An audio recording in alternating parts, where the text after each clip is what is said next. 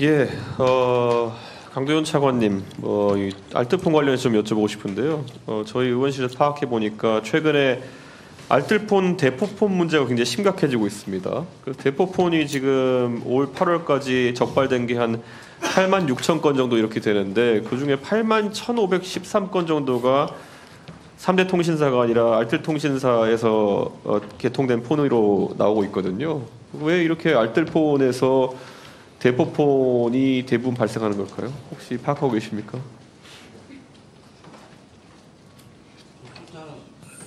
네, 의원님, 저 숫자는 좀 확인을 한 번 더 해보겠습니다. 그리고 대포폰에 대한 문제가 사실은 굉장히 심각한 문제가 있었습니다. 그래서 저희 대책도 발표하고, 그다음에 본인 확인 절차 문제, 그 속에서 본인 확인 시스템을 이제 확인 과정에서의 일부 그 탈취 문제 이런 것들이 있었던 부분이 있습니다. 그래서 그 부분에 철저히 보완을 저희들 해서 발표한 바가 있습니다. 그런데 제가 이제 구조적으로 저도 알뜰폰을 한 2회선 정도 개통해서 써보고 있는데요. 그런데 알뜰폰 개통할 때 문제가 사업자별로 그 개인정보의 어떤 취급 방식이나 아니면은 그 관리 시스템 자체가 매우 상이합니다. 그렇기 때문에 어떤 곳은 진짜 3대 통신사처럼 잘 돼 있고 어떤 곳은 아주 이제 부실하게 되어 있는 것이 확인될 수 있는데요. 저는 그래서 지금 원래 알뜰폰의 취지가 뭡니까? 원래 알뜰폰이 도매로 이제 회선을 받아가지고 다양한 요금제 개발하고 부가가치를 얹어가지고 이제 수익 내라는 건데 이러다 보니까 판촉 같은 곳에는 굉장히 경쟁적으로 이 업체들이 투자를 하는데 개인정보 보호나 아니면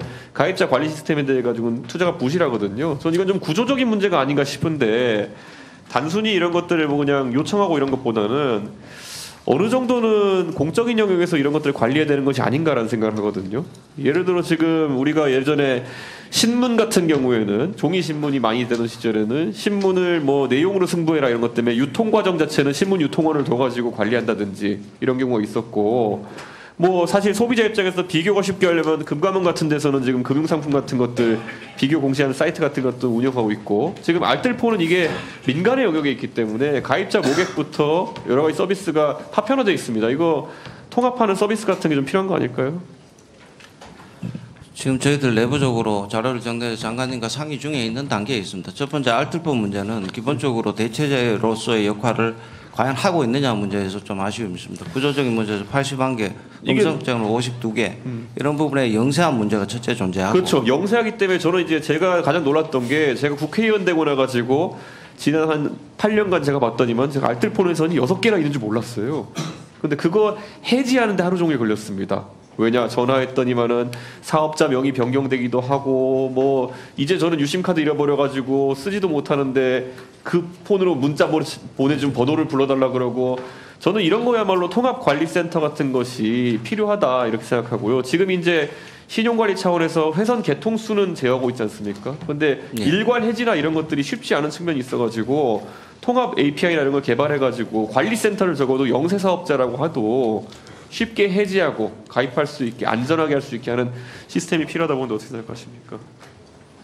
네, 일부 그런 성격을 가지고 그 협회이지만 공공적 역할을 하는 기능에 일부 맡기고 있는 부분이 있지만 알뜰폰 문제는 주신 말씀처럼 전반적으로 다시 살피고 있습니다. 그래서 지금 약간 포함해서 검토하겠습니다. 보여드린 대포폰 통계 상당수가 이거 경찰에서 단속한 것들을 보여주는 거거든요. 그렇습니다. 그러니까 굉장히 충격적인 수치고 지난번에도 한번 지적한 것 같은데 사실 3대 통신사가 원래 알뜰폰 사업에 한 회사나 한 개 정도의 자회사를 두고 진출하기로 되어 있었는데 지금 어쩌다 보니까 KT만 해도 KT M모바일 그리고 원래 위성 방송 사업자였던 KT 스카이라이프 이렇게 2개가 지금 들어와 있지 않습니까?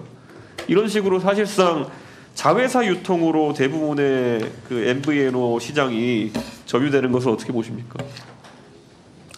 M&A 과정에서 하나가 더 늘었던 것 같은 것 같고요. 두 번째로는 일정한 점유율의 제한은 필요하다고 봅니다. 이거 굉장히 그 소비자 입장에서 복장 터지는 게 뭐냐면요. 이 자회사 MVNO들이 광고할 때 뭐냐 그러면요. 모 회사와 똑같은 품질이라고 광고합니다.